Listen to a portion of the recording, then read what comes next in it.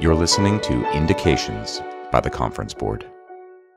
Hi, I'm Jonathan Liu. On this episode of Indications, I'm joined once again by our chief economist, Bart van Ark.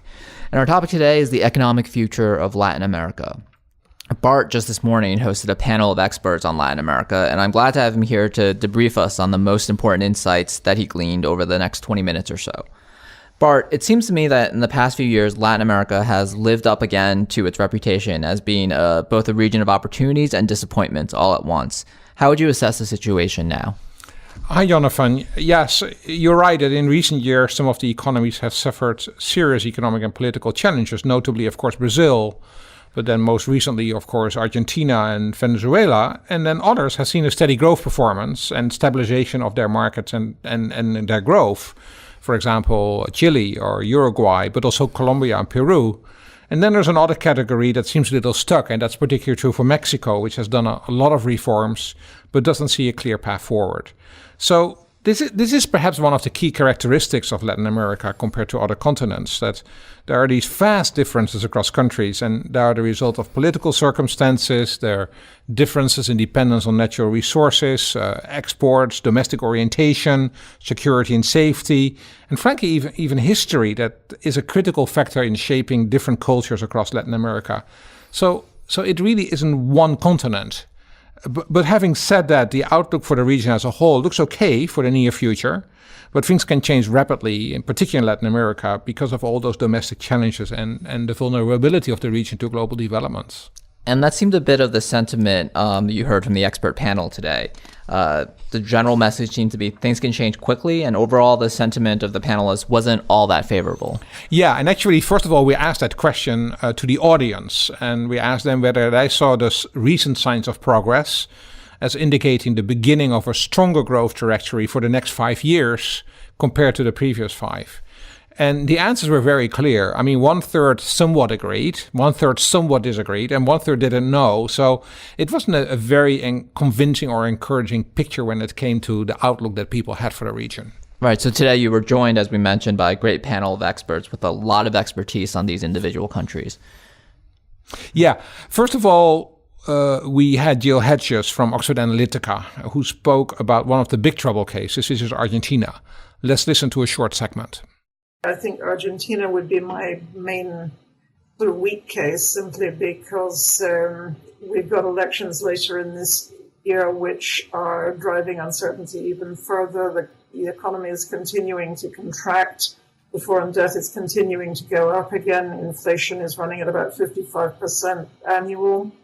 And there's huge uncertainty both over what the outcome of the elections will be and what any incoming government, whether it's the incumbent or an opposition party, can actually achieve in terms of turning this round. And your country risk has gone up by 50 basis points just today. It's over 900 basis points now for the first time since Mauricio Macri took office. So I think there are very, very real concerns there about not only are we not going to see very strong growth, but we could be heading towards another fairly serious crisis, which would also have knock-on effects for other places in the region.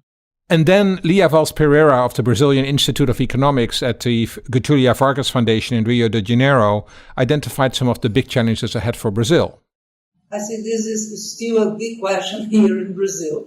The question of productivity is in the top agenda of people that is worried about rate of growth in Brazil. We have some kind of barriers. So even when we do reform, like we did in the 90s, the trade reform, the firms that have low productivity continue to exist. People that are unemployed, they go to the informal sector. So we have a large proportion of firms in Brazil that have very low productivity and still remains. It's like that we have some kind of an environment that protects the more inefficiency instead of protecting the more efficiency. The new government has announced a lot of reforms, but we're really in the beginning, okay? And the main focus has been the reform of Social Security because of the huge fiscal problem in Brazil. Only yesterday, the first step to begin to evaluate the reform that will need a change in our constitution has begun. So I think we have a long path already in this government to deliver something, some results.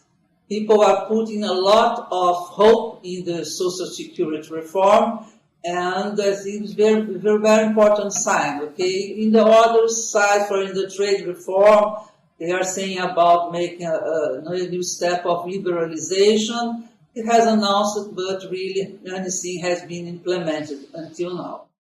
And then we had Ambassador Roberta Jacobson, former ambassador to Mexico, who spoke about the risks and opportunities for that country, talking about the new government there, the standstill in trade negotiations, and Mexico's aim to integrate more with other emerging markets rather than be solely reliant on the United States. It's a very mixed bag. Growth in the past few years has been considered relatively solid because it's positive, as you say.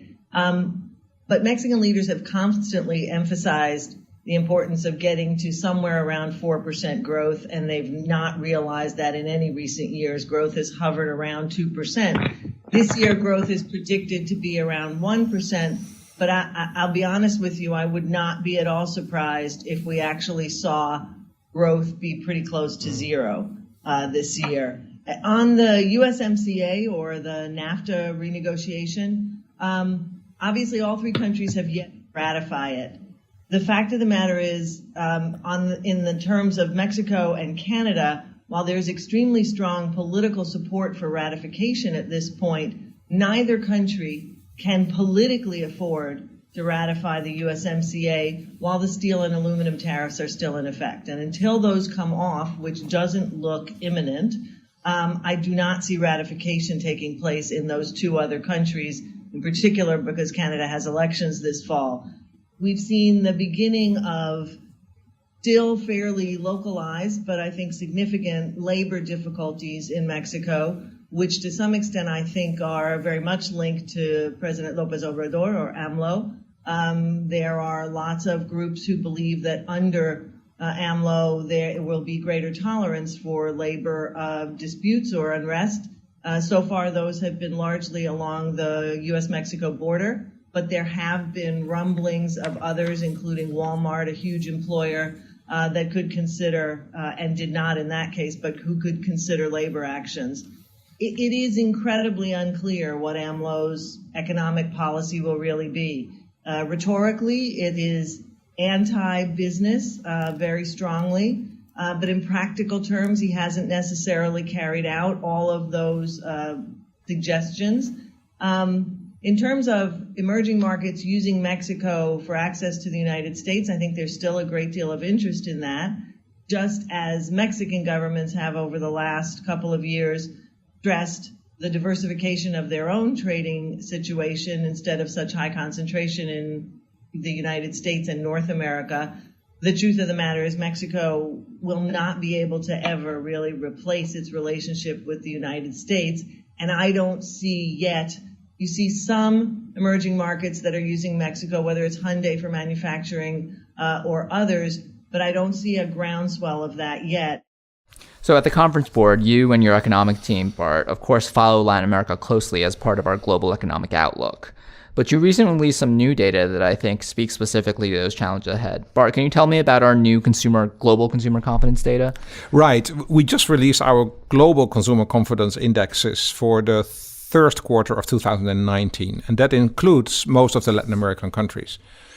And what was interesting there is that on the whole, levels of consumer confidence are still quite low in most countries in the region, but there was quite some improvement in the first quarter of 2019. In fact, the consumer confidence went up in all countries except Brazil, where it was stable. And even in Argentina and Venezuela, we saw some improvements, although it came from very low levels. And Bart, we'll put a link below where listeners can download this data from our website, right? Yeah, right. Just go to our website and click on Global Consumer Confidence Index and you'll find the data. In that survey, we also ask what consumers' biggest concerns are. Latin American consumers picked, of course, the economy, and that even increased on the list of concerns. 1 in 5 picked that the economy as their most important concern, followed by job security and crime.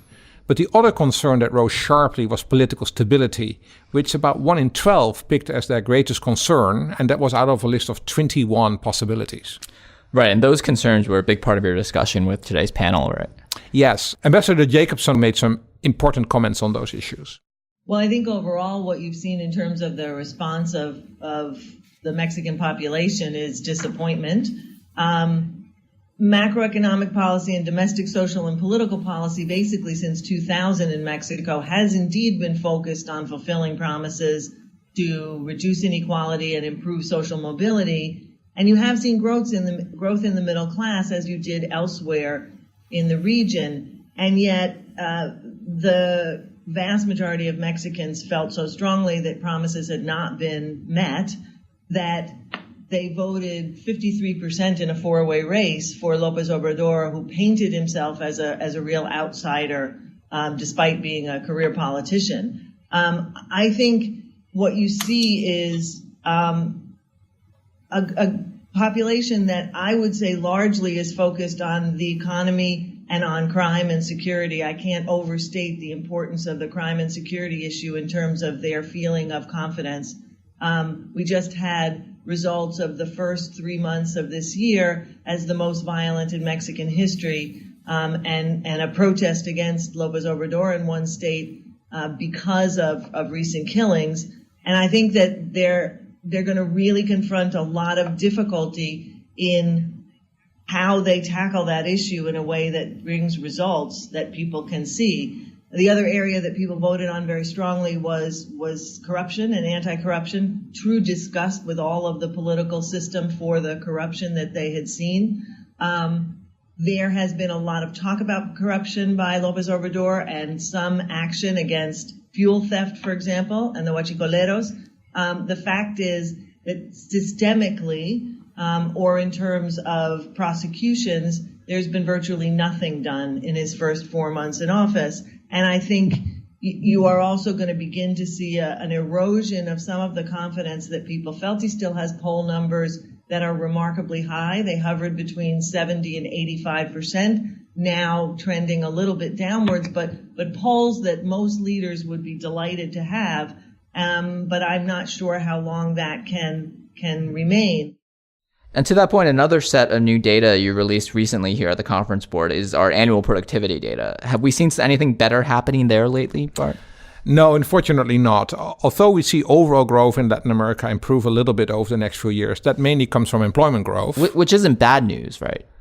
No, especially not in a place like Brazil where unemployment is quite high. So it's good that employment grows, but if the productivity projections show further weakening, that's not a sustainable path. In fact, when a lot of new jobs come with low productivity, it might mean that, for example, we see a lot of those in the informal sector of the economy, where people struggle to make a living for themselves, and they're not really part of the growth revival for those countries. What role does education play here in making a more productive economy? Yeah, that's very important. And I think it was a critical part of our discussion in the panel. Everyone spoke about the importance of education, but it is a long haul. Here is a comment from Ambassador Roberto Jacobson. One of the reforms that was passed under President Peña Nieto that was absolutely crucial to Mexican productivity and its economic growth was education reform, which really gets at the issue of the quality of education, not just access, because access from K through 12 has been fairly positive over the last 20 years. It's the quality that has faltered. And López Obrador is committed to undoing or changing that educational reform, which is a very bad signal, I think, for moving forward. Here is what Joe Hedges had to say. Pension reform in Brazil, this is a very key issue in much of the region, but pension spending as a percentage of GDP is quite a lot higher in most countries than education spending. So younger people are being crowded out in terms of training. And this is something which has an effect on sustaining inequality. And at the same time, as you have more poverty and more inequality, there's more demand for what we might see as wasteful spending which is on short-term subsidies or bloated public sector payrolls rather than capital spending or education spending. So it's very badly targeted, and this is entrenching the problems we've been talking about. Bart, is there anything businesses can do now on improving the workforce? Certainly, and this is where we benefit much from our fourth panelist, Martin Ibanez-Forcham, who's a senior partner at Mercer and a director for both Argentina and Mexico, commented specifically on these issues of human capital. As you know, Mercer is a consultancy in that space. Martin provided some great examples of success of business involvement in education and training. Let's listen to that. I mean, I will share two stories. At the corporate level, which is my area of expertise. I mean, companies, as I said, they're very concerned with talent scarcity, and then therefore they are trying to do what they can to increase employability. So we did some research a couple of years ago, and we identified some cases. One of those was a retailer, which is well known, which is Walmart in Brazil. They employ thousands of employees, and they also have huge turnover, and they were having a hard time finding the people with some very basic skills for doing the work that need to be conducted at the stores. And they created a retail school, so where they finance an education program where they incorporated 1,000 of people every year. They funded this program, and those that are graduating from there, they don't have a commitment to work for Walmart. However, many of them, they ended up working for Walmart, and in addition, they had influence on the curriculum for the program, and that was extremely helpful because they were able to include some skills that then they were required to work in the store. So that's one example. The other one, it's a technology endeavor in Argentina. There is an institution called Digital House. As you may know, there are a few highly successful technology companies based in Argentina, like Mercado Libre and Despegar, and they are facing a huge challenge meeting the talent demands on technology people. So therefore, they got together several technology companies, and they built up this digital house, which is a coding school in essence. So again, those who are attending the programs, they don't need to work for these companies when they graduated, but they have access. They are increasing the number of people who are qualified to work with them, and therefore they are also more successful attracting them when they finish the different certification courses that they offer. So these are only a few examples of companies being active on improving the education for the population, and who are also having an impact on the economy. That's fascinating stuff, Bart. Thanks for this overview tour of Latin America.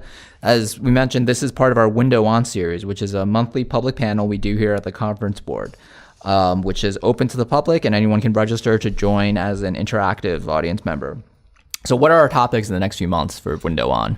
Next month, we'll do an in-house show. Our CEO and President, Steve Otland, will be the moderator then, and he will interview my colleague of the Committee for Economic Development, Bernard Bailey, and myself as chief economist on the topic of America's competitiveness in the global economy. And then in June, we are going to address the issues in America's heartland and whether, the middle of the country can begin to benefit from a growth revival. Thanks, Bart. Those sound like great topics. That first webcast you mentioned will be airing May 22nd from 12 to 1 p.m. Eastern. We will put a link to register for this and to our entire Window On series in the show notes below. I hope you can join us live and on the podcast. Thanks, Bart. You're welcome. This has been Indications from the Conference Board.